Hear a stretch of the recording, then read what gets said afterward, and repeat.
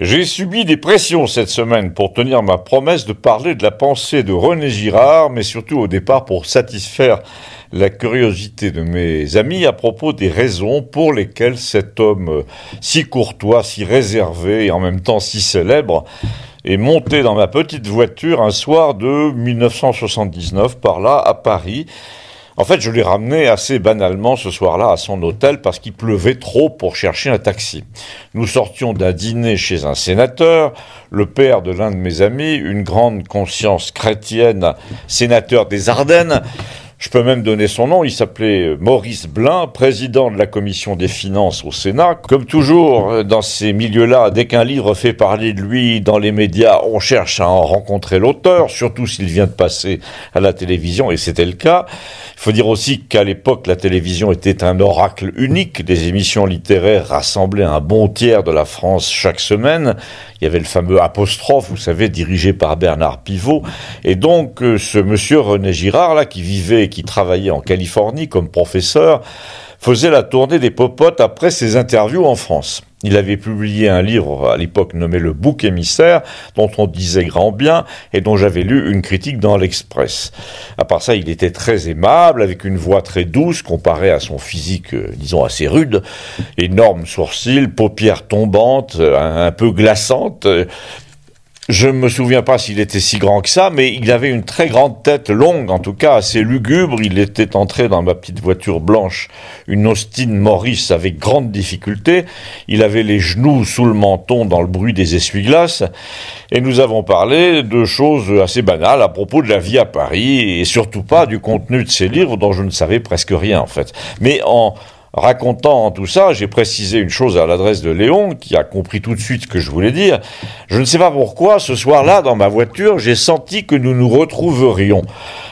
Au sens figuré, parce que je l'ai jamais plus rencontré depuis, j'ai pas assisté à sa réception d'académicien, j'ai pas envoyé de petits mots pour le féliciter, mais j'ai lu les 3 ou 4 livres qu'il a composés après, des livres qui avaient pour objet le destin de la morale et de l'esprit dans le monde.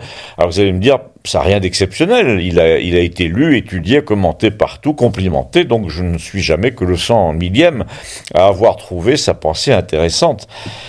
Non, et c'est là que Léon m'a compris. J'ai senti, dès le quart d'heure qu'il a passé dans ma voiture, que le destin, la providence, me l'avait envoyé. Sa présence dans ma petite auto était un message à lire dans le futur et un message du futur à lire maintenant, sur le champ. Là, évidemment, l'abonné au Monde m'a dit, on n'y comprend rien à ton affaire, c'est assez banal, quoi, tu l'as raccompagné, voilà tout. Non, justement, je suis en train de te dire, le contraire, c'est pas banal du tout. C'est comme si ce monsieur me disait, on m'a envoyé vous signifier que vous ne serez pas toujours aussi insouciant, aussi superficiel, et vous retrouverez un jour celui qui a vu l'avenir. Ben, tu l'as pas retrouvé puisque tu nous dis que tu l'as jamais revu. Si, je l'ai retrouvé parce que je vous en parle à présent. Ensuite, depuis, je l'ai lu, j'ai lu ce qu'il avait écrit et c'est comme si je l'avais revu. Mais surtout, c'est là que Léon a compris où je voulais en venir, car Léon est avec Gustave le seul ici qui ait lu quelque chose de René Girard. Non, moi aussi, il m'a interrompu Christiane. Qu'est-ce que tu crois? Tous les psychiatres ont lu la pensée de René Girard, enfin, surtout les psychanalystes, parce qu'il a beaucoup parlé d'Oedipe. Et son interprétation là-dessus est intéressante, surtout en ce moment. Pourquoi en ce moment, a dit Maud? Parce que dans le mythe d'Oedipe, le gars déchaîne la peste sur Thèbes. Enfin, je sais même plus si c'est Thèbes, parce qu'il a couché avec sa mère et tué son père, sans le savoir. Ah, je vois en quoi ça se rapporte à la période actuelle, a dit Gustave. Ah bon, a dit l'abonné au Monde, d'un air de celui qui veut l'ignorer. Ne me dis pas que tu ne vois pas le rapport entre la peste et le Covid. Si, je te le dis, a dit l'abonné au Monde.